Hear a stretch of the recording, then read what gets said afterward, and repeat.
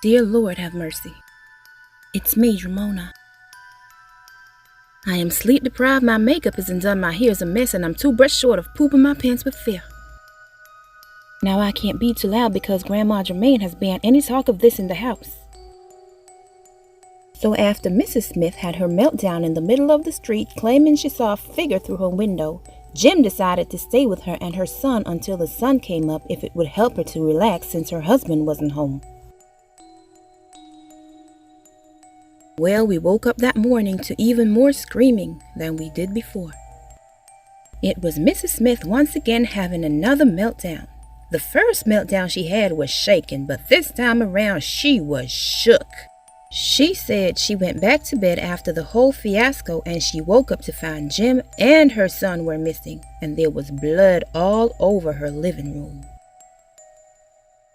After seeing how distressed she was, we couldn't help but feel sorry for her and concerned for Jim and her son's safety.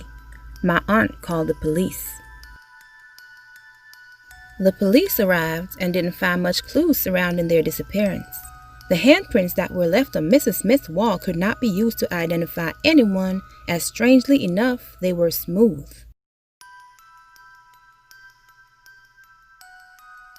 As blood was found at the scene, search and rescue immediately became involved. When they searched Jim's property, they found Mrs. Skeet's cat in a freezer in his basement. Apparently, that poor cat was placed there while it was still alive. Scratch marks were found in the freezer as evidence that it had tried to escape before freezing to death. Mr. Smith was called, and he returned home immediately. Finding Jim's relatives turned out to be a struggle, however. He also didn't have any photos of himself at home, so a sketch artist was called in and we described him the best we could. Eventually, his brother, John, saw a sketch of him on the news and contacted the police. John provided a photo of Jim which seemed to have been taken quite a few years ago based on the condition of it.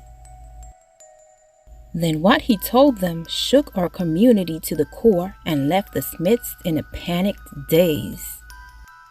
It appears the experience Jim had as a psychiatrist he got as a result of spending 6 years in a clinic for the mentally insane before he escaped and completely vanished 56 years ago. John said he is currently 87 years old, and Jim, being his older brother, is 94 years old. Now, according to John, Jim's real name is Frank. About 7 years after his escape and disappearance, Jim appeared to him and told him he'd conjured Papa Legba, the Voodoo man. Papa Legba then permitted him to communicate with some other being with whom he made a deal, and now as a result, Jim was granted immortality and has to provide yearly offerings or else. Apparently, Pastor Dramar saw this as an opportunity to call for an emergency church service in the middle of the week. Lord have mercy, my oh my. What's happening now is what happens when y'all don't pay your tithes. My Redeemer is not pleased with your actions, so the devil is being allowed to prance about freely and do his dirty work until y'all learn your lessons. Now reach into your pockets, wallets, bags, and purses and give unto God what is God's, so that this demon can be driven back into the depths of hell from which it came. That Lunaberry never misses a chance to try and scam a living soul. But right about now, ain't nobody got time for him and his nonsense. Unexpectedly, the Smiths received a call from Jim. He said he had debts to pay to Metcalfu, who demanded he be brought an untarnished sword. He told them the moment they moved into the neighborhood, he just knew he had to have their son. As he was already known as the good guy in the neighborhood, he said he did what he needed to do to fall further into everyone's good graces.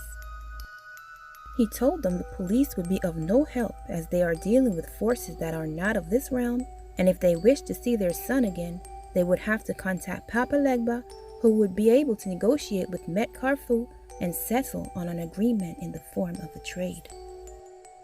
Then he said he did what he needed to do and they shouldn't take it personal. The Smiths began doing their research and making preparations to summon Papa Legba. We tried to warn them that this was not some rock climbing adventure and they needed to contact a professional to intermediate on their behalf. But they refused to listen. As they were members of our community, we were also concerned that if anything were to go wrong, the forces that be may hold us all responsible and seek us out individually. However, the Smiths' only concern was getting their son back.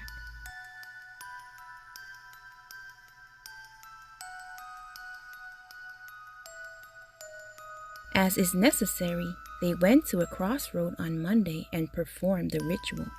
When Papa Legba appeared, they had no gifts to present to him.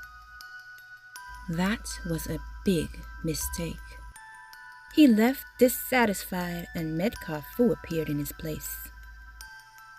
No sooner had Metcalfu appeared, he was gone, and so were the Smiths. Had it not been for Ronnie, who was following and filming them, no one would have known for sure what had happened. Unfortunately, after we watched it, the video was completely swiped from his phone, and now we constantly feel a dark presence surrounding us. A word of advice: don't you never, ever summon the Voodoo Man unless you're bearing gifts.